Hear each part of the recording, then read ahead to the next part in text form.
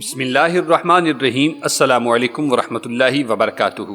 محترم دوستو، آج کی ویڈیو میں ہم جانیں گے حضرت حکیم لقمان کے بارے میں۔ حکیم لقمان ایک ایسا نام جو دانائی، حکمت اور بصیرت کا استعارہ بن چکا ہے۔ ان کی زندگی، ان کے اقوال اور ان کی نصیحتیں صدیوں سے انسانیت کی رہنمائی کر رہی ہیں۔ قرآن پاک میں بھی ان کا ذکر موجود ہے اور ان کی حکمتوں کو بیان کیا گیا ہے۔ لیکن حکیم لقمان کون تھے، کہاں کے رہنے والے تھے اور کس زمانے میں پیدا ہوئے؟ ان کی زندگی کیسی تھی اور انہوں نے ایسی کون سی باتیں کی جو آج بھی لوگوں کے لیے مشعل راہ ہیں؟ آئیے ان کی زندگی کا تفصیل سے جائزہ لیتے ہیں۔ محترم دوستو، حضرت لقمان کے بارے میں بہت سی روایات موجود ہیں، لیکن ان کی اصل شخصیت کچھ پر اسرار سی ہے۔ کچھ روایات کے مطابق وہ ایک نبی تھے، جبکہ کچھ کے مطابق وہ ایک بہت دانا، عقل مند انسان تھے۔ حضرت لقمان کی مدح و ثناء اور ان کی بعض نصیحتوں کا تذکرہ قرآن مجید فرقان حمید میں بڑی عظمت و شان کے ساتھ بیان کیا گیا ہے، اور انہی کے نام پر قرآن مجید کی ایک سورہ لقمان رکھی گئی ہے۔ ناظرین گرامی، کہا جاتا ہے کہ حضرت لقمان حبشہ کے علاقے سے تعلق رکھتے تھے۔ ان کی پیدائش ایک عام اور غریب خاندان میں ہوئی تھی۔ ان کے والد ایک معمولی کاشتکار تھے اور لقمان بھی ابتدائی زندگی میں مزدوری اور معمولی کام کیا کرتے تھے، مگر بعض میں مختلف پیشوں سے منسلک رہے، جیسا کہ بڑھئی، درزی اور چرواہے کا کام وغیرہ۔ بچپن سے ہی حضرت لقمان کی فطرت میں سادگی اور عاجزی تھی۔ وہ اپنے والدین کی اطاعت کرتے تھے۔ دوستو، جناب لقمان ایک غلام تھے، لیکن ان کی عقل و دانش اور دانائی کی وجہ سے ان کے مالک نے انہیں آزاد کر دیا تھا۔ وہ لوگوں کو نصیحتیں کرتے، ان کے مسائل حل کرتے اور انہیں صحیح راستے پر چلانے کی کوشش کرتے رہتے تھے۔ مورخین نے لکھا ہے کہ حضرت لقمان کا حضرت ابراہیم علیہ السلام کے والد تاریخ سے نسب ملتا ہے، اور بعض مورخین نے یہ بھی لکھا ہے کہ آپ حضرت ایوب علیہ السلام کے بھانجے یا پھر خالہ زاد بھائی تھے۔ ناظرین، حضرت لقمان نے حضرت داؤد علیہ السلام کی صحبت میں رہ کر ان سے علم سیکھا، اور داؤد علیہ السلام کی بعثت سے پہلے آپ بنی اسرائیل کی مفتی تھے۔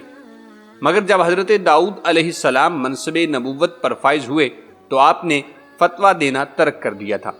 جمہور علماء کا قول ہے کہ آپ نبی نہیں تھے، بلکہ آپ حکیم اور دانا تھے، اور بنی اسرائیل کے نہایت ہی بلند مرتبہ صاحب ایمان اور بہت ہی نامور مرد صالح تھے، اور اللہ تعالیٰ نے آپ کے سینہ کو حکمتوں کا خزینہ بنایا تھا۔ دوستو، حضرت قتادہ رضی اللہ تعالی عنہ سے روایت ہے کہ اللہ تبارک و تعالیٰ نے حضرت لقمان کو یہ اختیار دیا تھا کہ وہ چاہیں تو نبوت قبول کریں، چاہیں تو حکمت۔ یہ ایک عظیم موقع تھا اور بہت سے لوگ شاید فوراً نبوت کا انتخاب کرتے، لیکن حضرت لقمان سلام اللہ علیہ نے اپنے دل کی گہرائی سے غور و فکر کیا۔ انہوں نے اللہ تبارک و تعالیٰ سے عرض کی، اے میرے پروردگار، اگر یہ تیرا حکم ہے تو میں اسے بخوشی اور رضا قبول کروں گا، لیکن اگر یہ میری مرضی پر منحصر ہے تو مجھے حکمت کی دولت کافی ہے۔ ان کی اس درخواست میں ایک گہری عاجزی اور انکساری جھلکتی تھی۔ جناب حضرت لقمان سے کسی نے پوچھا تھا کہ آپ نے حکمت کو نبوت پر ترجیح کیوں دی تھی، جبکہ آپ کو دونوں کا اختیار دیا گیا تھا؟ تو حضرت لقمان نے فرمایا، نبوت بہت بڑے ذمہ داری کا منصب ہے۔ اگر وہ مجھے میرے اختیار کے بغیر دے دیا جاتا تو اللہ تعالیٰ خود اس کی کفالت اور حفاظت فرماتا کہ میں اس کے فرائض ادا کر سکوں، اور اگر میں اپنے اختیار سے اس کو طلب کرتا تو ساری ذمہ داری مجھ پر ہوتی۔ دوستو، یہ جواب نہ صرف ان کی دانائی کو ظاہر کرتا ہے، بلکہ ان کی عاجزی، فہم و فراست اور حقیقت پسندی کو بھی ظاہر کرتا ہے۔ جناب مولانا سلیمان ندوی فرماتے ہیں کہ حضرت لقمان قوم عاد کی نسل سے تھے۔ جب قوم عاد پر اللہ کا عذاب نازل ہوا تو حضرت داؤد علیہ السلام اپنے ساتھیوں کے ساتھ یمن منتقل ہو گئے تھے۔ انہی میں حضرت لقمان بھی شامل تھے۔ یمن میں ان لوگوں نے اپنی حکومت قائم کی تو حضرت لقمان کو بادشاہ مقرر کر دیا گیا۔ دوستو، یاد رہے کہ بنی حسحاس مصر کا ایک شان و شوکت، روب و دبدبے والا، خدا ترس اور توحید پرست قبیلہ تھا۔ حکیم لقمان قبیلے کے سردار کی بکریوں کے ریوڑ کے نگران تھے۔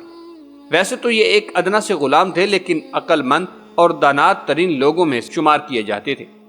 ایک مرتبہ حکیم لقمان ایک بڑی مجلس میں واعظ و نصیحت فرما رہے تھے کہ اچانک ایک اجنبی شخص مجلس میں داخل ہوا۔ ان کے قریب جا کر پوچھنے لگا کہ کیا تم قبیلہ بنی حسحاس کے غلام نہیں؟ جناب لقمان نے فرمایا ہاں بالکل ایسا ہی ہے۔ اس نے پھر سوال کیا کیا تم میرے ساتھ بکریاں نہیں چرایا کرتے تھے؟ جناب لقمان نے اسے غور سے دیکھا اور بولے ہاں یہ بھی درست ہے۔ پھر اس نے کہا کیا تم حبشی نہیں ہو؟ حضرت لقمان کے چہرے پر مسکراہٹ آئی اور فرمایا ہاں ایسا ہی ہے، مگر یہ بتاؤ کہ تم پوچھنا کیا چاہتے ہو؟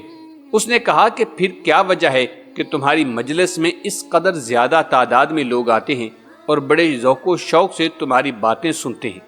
دوستو اس بات کا جواب دیتے ہوئے حضرت لقمان نے نہایت محبت سے اس شخص سے فرمایا محترم دوست، جو باتیں میں کہتا ہوں ان پر تم بھی عمل کرنے لگو تو تم بھی میری طرح ہو جاؤ گے۔ آنکھوں سے حرام چیزیں نہ دیکھو، زبان بےہودہ باتوں سے روک لو، مال حلال کھایا کرو، حرام کی طرف تمہاری نگاہ نہ جائے، اپنی شرمگاہ کی حفاظت کرو، زبان سے ہمیشہ سچ بات بولا کرو، وعدے پورے کیا کرو، مہمان کی عزت کرو، پڑوسی کا خیال رکھو، بیکار کاموں کو چھوڑ دو۔ بس یہی عادات ہیں جن کی وجہ سے اللہ تبارک و تعالیٰ نے مجھے بزرگی اور عزت سے نوازا ہے۔ ناظرین گرامی، تفسیر ابن کثیر میں ذکر کیا گیا ہے کہ ایک دن جناب لقمان کے مالک نے فرمائش کی کہ اے لقمان، ہمارے لیے ایک بکری ذبح کرو اور اس کا سب سے اچھا حصہ گوشت کا ہمارے سامنے پیش کرو۔ جناب لقمان نے بکری ذبح کی اور اس کا دل اور زبان نکال کر اپنے مالک کے سامنے پیش کرتے ہوئے کہا یہ دونوں بکری کے سب سے اچھے حصے گوشت کے ہیں۔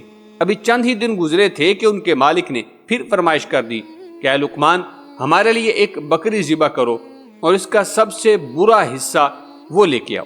جناب لقمان نے حسب ارشاد بکری ذبح کی اور دل اور زبان نکال کر اپنے مالک کی خدمت میں پیش کرتے ہوئے کہا کہ جناب یہ سب سے برے اعضاء ہیں۔ مالک کو بڑا تعجب ہوا، بولا اے لقمان، جب میں نے عمدہ اعضاء اور حصے کی فرمائش کی تھی تب بھی تم دل اور زبان لے آئے، اور اب میں سب سے برے اعضاء کا تقاضا کر رہا تھا تو تم پھر یہی دونوں چیزیں لے آئے ہو، یہ کیا بات ہوئی؟ حضرت لقمان نے جواب دیا اے میرے مہربان آقا، اگر یہ دونوں اعضاء درست ہیں تو ان سے زیادہ بہتر کوئی عضو نہیں، اور اگر یہ دونوں بگڑ جائیں تو ان سے برا کوئی عضو نہیں۔ محترم دوستو، اس حوالے سے حدیث نبوی صلی اللہ علیہ وسلم آپ کی سماعتوں کی نظر کرتے ہیں۔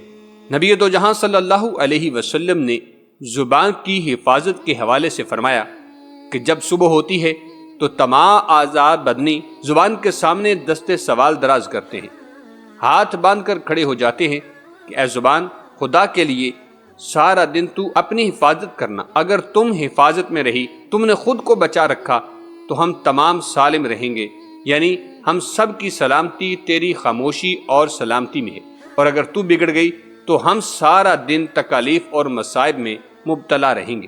محترم دوستو، عرب کے لوگ حضرت لقمان کی شخصیت سے بخوبی واقف تھے۔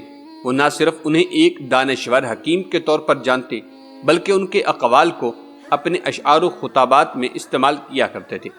اہل عرب میں بعض پڑھے لکھے لوگوں کے پاس صحیفہ لقمان کے نام سے ان کے حکیمانہ اقوال کا ایک مجموعہ بھی موجود تھا۔ چنانچہ روایات میں آتا ہے کہ ہجرت سے 3 سال پہلے مدینے کا اول شخص جو نبی صلی اللہ علیہ وسلم سے متاثر ہوا وہ سوید بن سامت تھا۔ وہ حج کے لیے مکہ آیا اور حضور نبی کریم صلی اللہ تعالی علیہ وسلم اس وقت حاجیوں کے مختلف خیموں میں جا کر دین کی دعوت دے رہے تھے۔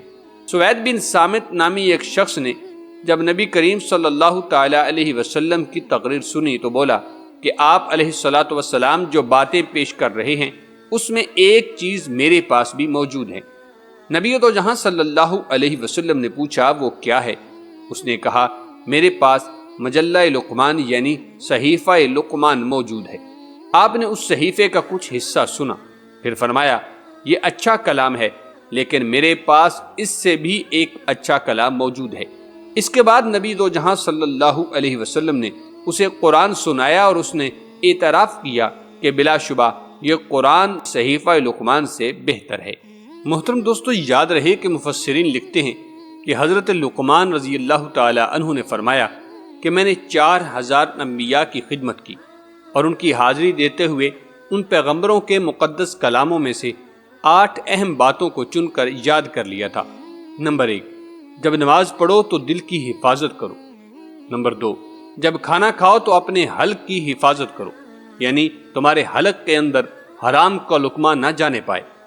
نمبر 3، کسی غیر کے مکان میں رہو تو اپنی آنکھوں کی حفاظت کرو۔ نمبر 4، لوگوں کی مجلس میں بیٹھو تو اپنی زبان کی حفاظت کرو۔ نمبر 5، اللہ تعالیٰ کو ہر وقت ہر لمحہ یاد رکھو۔ نمبر 6، اپنی موت کو ہمیشہ یاد کرتے رہا کرو۔ نمبر 7، اپنے احسانوں کو بھلا دو۔ نمبر 8، دوسروں کے ظلم کو فراموش کر دو۔ ناظرین گرامی، قرآن کریم فرقان حمید کی سورہ لقمان میں اللہ تبارک و تعالی حضرت لقمان کی اپنے بیٹے کو کی جانے والی نصیحتوں کا تذکرہ فرما رہا ہے، جس کی تفصیل آیت نمبر 13 سے 19 کے درمیان موجود ہے۔ اگرچہ یہاں اس بات کا ذکر نہیں کیا گیا کہ انہوں نے یہ نصیحتیں اپنے انتقال کے وقت کی تھیں یا پھر ان سے پہلے، لیکن ہر شخص کی فطری طور پر یہ خواہش ہوتی ہے اپنی موت سے پہلے اپنے ورثے کی متعلق تمام معلومات اپنی اولاد کو فراہم کر دے۔ چنانچہ حضرت لقمان نے بھی یہ ضروری سمجھا کہ انتقال سے پہلے اپنے غور و فکر، عقل و دانش کا نچوڑ اپنی اولاد کو منتقل کر دیں۔ چنانچہ انہوں نے فرمایا، اے جان پدر، اے میرے بیٹے، اللہ کے ساتھ کسی کو شریک نہ ٹھہرانا، یعنی شرک بہت بڑا ظلم ہے۔ فرمایا کہ اے میرے بیٹے، برائی اگر رائی کے دانے کے برابر ہو اور اتنی چھوٹی ہونے کے ساتھ وہ کیسی ہی جگہ میں ہو اور وہ جگہ کتنی ہی پوشیدہ ہو، جیسے پتھر کی چٹان میں ہو یا آسمانوں میں یا زمین میں ہو، لیکن اللہ تبارک و تعالیٰ سے چھپ نہیں سکتی۔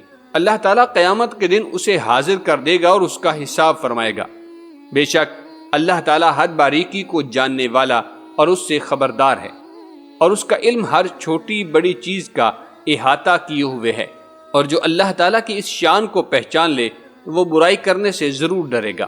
فرمایا کہ اے میرے بیٹے، نماز قائم رکھ جو کہ کامل ترین عبادت ہے، اور لوگوں کو اچھی بات کا حکم دے اور انہیں بری باتوں سے منع کر، اور یہ کام کرنے کی وجہ سے تم پر جو مصیبت آئے اس پر صبر کر، بے شک یہ وہ کام ہیں جنہیں کرنا لازم ہے۔ دوستو، اپنے بیٹے کو باطنی اعمال کی اصلاح کے حوالے سے حضرت لقمان نے فرمایا کہ اے میرے بیٹے، جب کوئی آدمی تم سے بات کرے تو تکبر کرنے والوں کی طرح انہیں حقیر جان کر ان کی طرف سے رخ نہ پھیر لے، بلکہ مالدار اور فقیر سبھی کے ساتھ عاجزی انکساری کے ساتھ پیش آنا، اور زمین پر اکڑتے ہوئے نہ چلنا۔ بے شک اکڑنے والا اور تکبر کرنے والا کوئی بھی شخص اللہ کو پسند نہیں۔ دوستو، حضرت لقمان رضی اللہ تعالی عنہ نے نصیحت کرتے ہوئے مزید فرمایا، اے میرے بیٹے، جب تم چلنے لگو تو نہ بہت تیز چلو نہ بہت سست، کیونکہ یہ دونوں باتیں مذمت زدہ ہیں۔ ایک میں تکبر کی جھلک ہے اور ایک میں چھچھورا پن ہے، بلکہ تم درمیانی چال سے چلو، نیز شور کرنے اور چیخنے چلانے سے احتراز کرو، بے شک سب سے بری آواز گدھے کی آواز ہے۔ دوستو، یاد رہے کہ رسول اللہ صلی اللہ علیہ وسلم نے فرمایا، جب مرغ کی آواز سنو تو اللہ تعالیٰ سے اس کا فضل طلب کرو، اور جب گدھے کی آواز سنو تو اللہ تعالیٰ سے پناہ طلب کرو، اس لیے کہ گدھا شیطان کو دیکھتا ہے۔ مروی ہے کہ آپ اپنے بچے کو نصیحت کرنے کے لیے جب بیٹھے تو رائی کی بھری ہوئی ایک تھیلی اپنے پاس رکھ لی تھی، اور ہر نصیحت کے بعد ایک دانہ اس میں سے نکال لیتے، یہاں تک کہ تھیلی خالی ہو گئی تو آپ نے فرمایا، اے میرے بیٹے، اگر اتنی نصیحت کسی پہاڑ کو کرتا تو وہ بھی ٹکڑے ٹکڑے ہو جاتا۔ چنانچہ آپ کے صاحبزادے کا بھی یہی حال ہو گیا تھا۔ محترم ناظرین، رسول کریم صلی اللہ تعالی علیہ وسلم فرماتے ہیں کہ حبشیوں کو دوست رکھا کرو کہ ان میں سے 3 شخص اہل جنت کے سردار ہیں۔ نمبر 1، حضرت لقمان حکیم رحمۃ اللہ تعالی علیہ، جناب نجاشی بادشاہ، اور تیسرے حضرت بلال مؤذن رسول خدا صلی اللہ علیہ وسلم۔ ناظرین گرامی، حضرت لقمان نے 1000 سال کی عمر پائی۔ حضرت قتادہ کا قول ہے کہ آپ کی قبر رملہ میں مسجد اور بازار کے درمیان میں ہے۔ اس جگہ 70 انبیاء مدفون ہیں جنہیں یہودیوں نے آپ کے بعد بیت المقدس سے نکال دیا تھا، اور یہ لوگ بھوک پیاس سے تڑپ تڑپ کر وفات پا گئے تھے۔ آپ کی قبر پر ایک بلند نشاں آویزہ ہیں، لوگ آج بھی آپ کی قبر کی زیارت کے لیے دور دور سے آتے ہیں۔